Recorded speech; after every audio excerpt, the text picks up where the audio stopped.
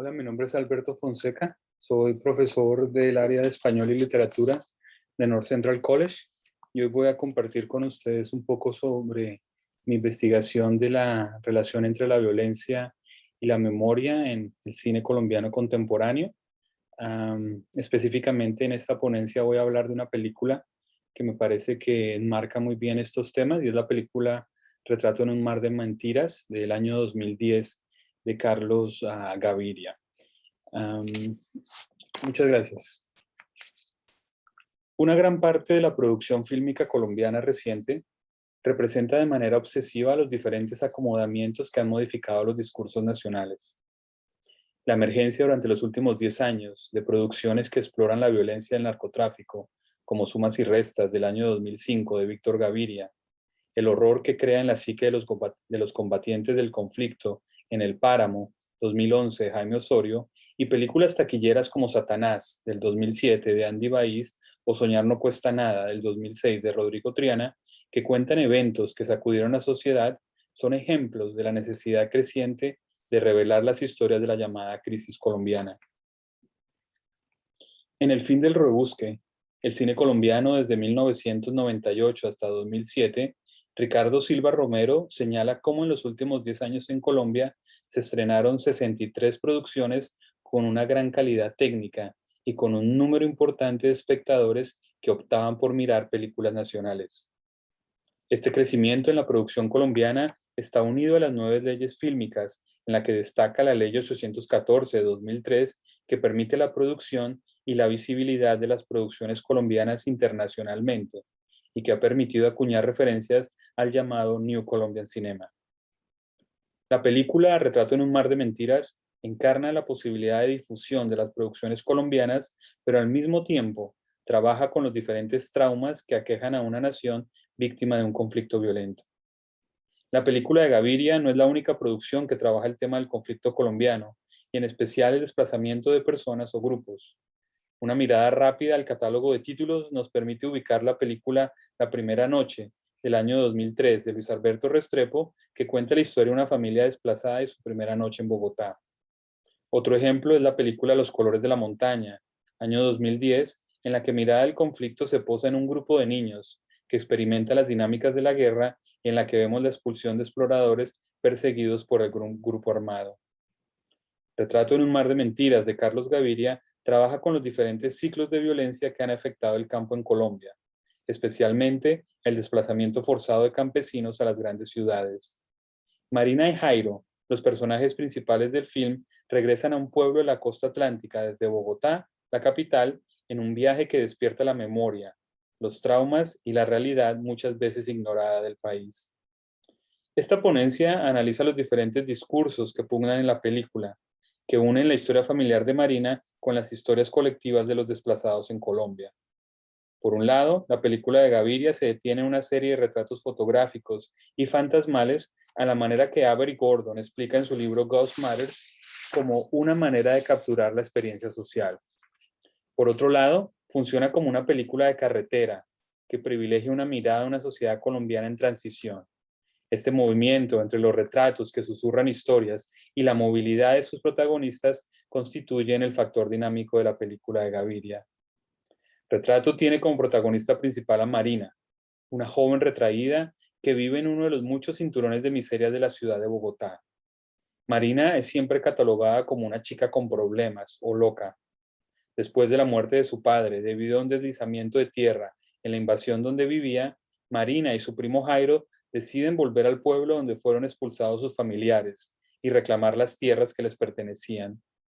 En su viaje, desde el centro del país hasta la costa norte, se enfrentan a la belleza de un paisaje opacado por el conflicto. Al llegar a su pueblo, son secuestrados por unos paramilitares y Jairo es herido cuando intentan escapar. La violencia paramilitar en el film de Gaviria refuerza la preocupación por las secuelas sociales de una crisis con sus espectros de inestabilidad política y económica. En una mirada integral al desplazado en Colombia, el investigador Lisandro Alfonso Cabrera señala que entre 1985 y 2001, 2 millones de colombianos han sido desplazados de sus tierras y forzados a alimentar los cinturones de miseria de las ciudades industrializadas. Igualmente, el sociólogo Jasmine Histrop señala que el número de asesinatos políticos en Colombia ya excede el número de los cometidos por las más fuertes dictaduras latinoamericanas en el pasado. El investigador Robin Kirk apunta cómo en los últimos años del siglo XX, 1 de cada 40 colombianos es un refugiado. Estas cifras alarmantes son reforzadas por los testimonios y la investigación del informe Basta Ya, donde leemos que entre 1958 y 2012 el conflicto armado en Colombia ha ocasionado la muerte de por lo menos 220.000 personas, cifra que sobrepasa los cálculos hasta ahora sugeridos. Retrato en un mar de mentiras va unida al gran interés que ha despertado la memoria de las víctimas en el conflicto colombiano. Además, la película está ubicada en medio de una coyuntura política especial, la de dos gobiernos que afrontaron de manera diferente el problema de la guerra. El expresidente Álvaro Uribe Vélez, del año 2002 al 2010, y su plataforma política de la seguridad democrática, y el expresidente Juan Manuel Santos, 2010-2018, con su programa de restitución de tierras a las víctimas del conflicto. La película de Gaviria entonces va de la mano con la dinámica política y social que vive Colombia. Por un lado, el filme señala el fortalecimiento paramilitar en regiones donde fue expulsada la guerrilla y la usurpación de tierras a los campesinos que se consideraban simpatizantes de uno u otro ejército.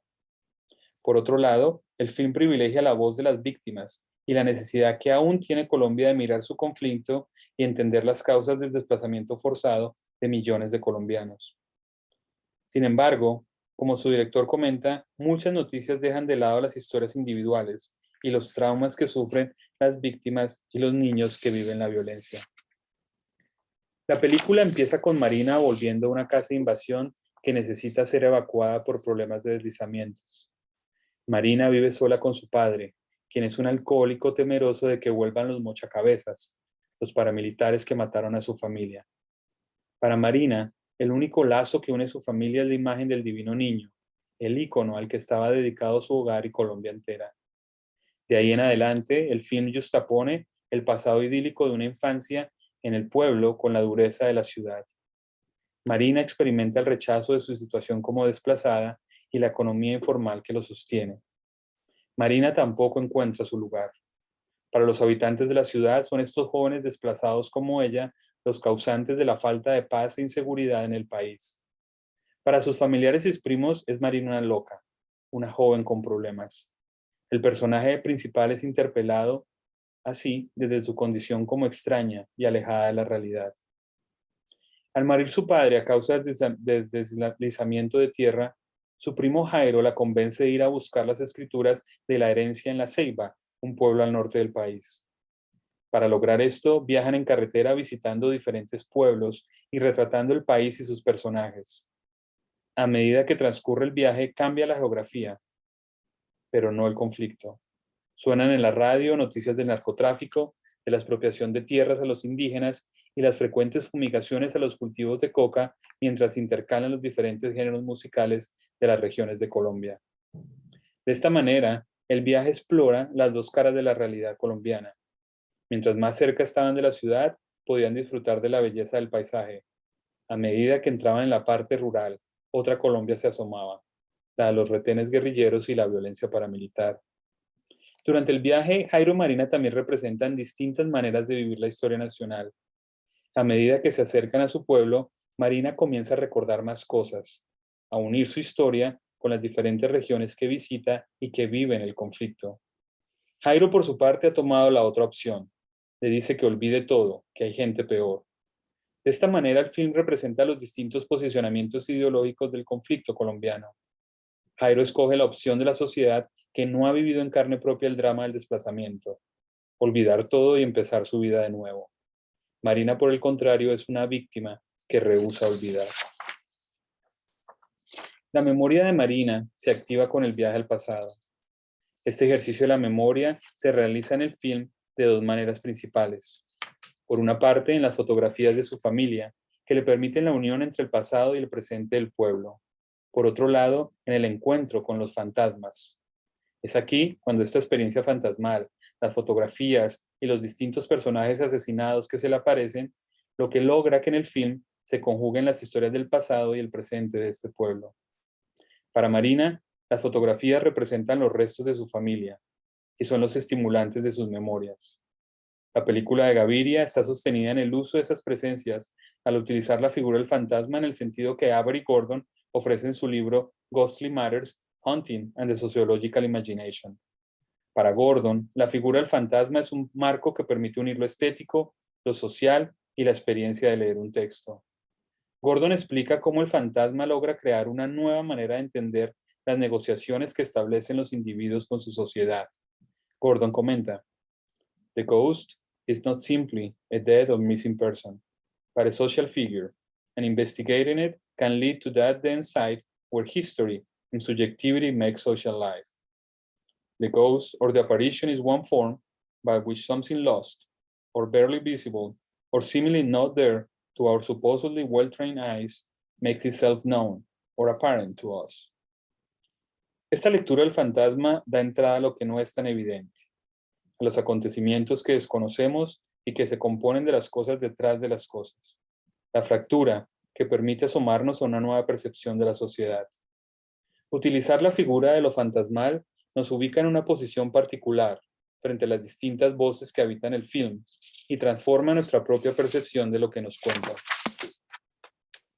Las fotografías del pasado en el pueblo y los encuentros con los fantasmas de las víctimas funcionan como un catalizador de las distintas voces que han ido desapareciendo y que son los mejores testigos de los cambios e historias que ha sufrido la vida de Marina.